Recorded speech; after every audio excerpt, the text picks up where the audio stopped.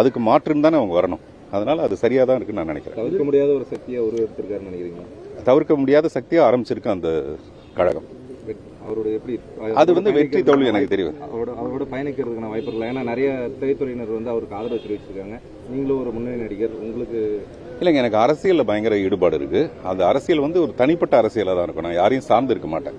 அதனால நான் என்னைக்காவது ஒரு நாளைக்கு கட்சி ஆரம்பிப்பேனே தவிர அன்னைக்கு இந்த மாதிரி ஒரு கேள்வி கேட்பீங்களே தவிர யாரையும் சார்ந்து இருக்காது என்னுடைய அரசியல். இல்ல இப்பதான் அவர் வராருல்ல, நம்ம கொஞ்சம் கேப் விடுவோம். என்ன பண்ணுங்க, என்னுடைய எல்லா படத்திலையும் பாத்தீங்கன்னா ஒரு அரசியல் இருக்கும். புதிய பாதையிலிருந்து தொடங்கி எல்லா படத்திலையும் ஒரு அரசியல் இருக்கத்தான் செய்யும் எனக்கு படத்துல.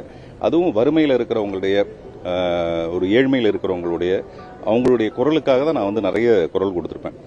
மறைந்த காளிமுத்துன்னு ஒரு மினிஸ்டர், அவர் கூட சொன்னாரு, மக்கள் திலகம் எம்ஜிஆரும் உங்க படமும் வேற வேற இல்லை, அவருடைய பாணி வேற, உங்களுடைய பாணி வேற. கிட்டத்தட்ட பாத்தீங்கன்னா எல்லாமே ஒரு ஏழ்மையில் இருக்கிற ஒரு மனிதனை பத்தின கதையா தான் இருக்கும் அப்படின்ட்டு. ஸோ அதனால எனக்கும் அரசியல் விருப்பம் இருக்கு, ஆனா இப்ப இல்ல.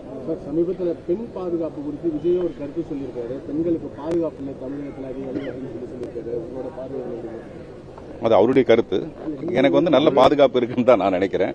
பெண்களுக்கு நிறைய பாதுகாப்பு இருக்குங்க. பெண்களுக்கு முந்திய விட பாதுகாப்பு தேவைப்படாத அளவுக்கு அவங்க பவர்ஃபுல்லா இருக்காங்கன்னு நான் நினைக்கிறேன். பெண்களை நம்மளா எப்பவுமே பாதுகாப்புன்னு சொல்லி நம்ம அவங்களை வீக் ஆக்குறோமோன்னு தோணுது. பெண்கள் அவ்வளவு வீக்கானவங்க கிடையாது. மென் ஆர் வீக்கர் செக்ஸ்னு ஒரு செய்தி ஒன்று இருக்கு. மென் தான் அந்த மாதிரி ரொம்ப வீக்கா இருப்பான் அவன். ஆனா பெண்கள் ரொம்ப பவர்ஃபுல்லானவங்க. நான் பார்த்த என்னுடைய தாயோ என்னுடைய மகளோ எல்லாருமே ரொம்ப ஸ்ட்ராங் அவங்க. அதனால அவங்களுக்கு பாதுகாப்புலாம் தேவையில்லை, அவங்களே பாதுகாத்துக்குவாங்கன்றது என்னுடைய நம்பிக்கை. பெண்களுக்கு பாதுகாப்பு ஒரு கருத்து பொதுவாகவே இருக்கு. அதான் சொல்றேங்க, அது எல்லாமே எனக்கு தெரியல. ஒரு காலகட்டத்தில் ஒருத்தர் ஒரு விஷயத்தை பத்தி பேசுறோம், அப்புறம் அது மாறிடுது. சரிங்களா? நன்றி, ரொம்ப நன்றி.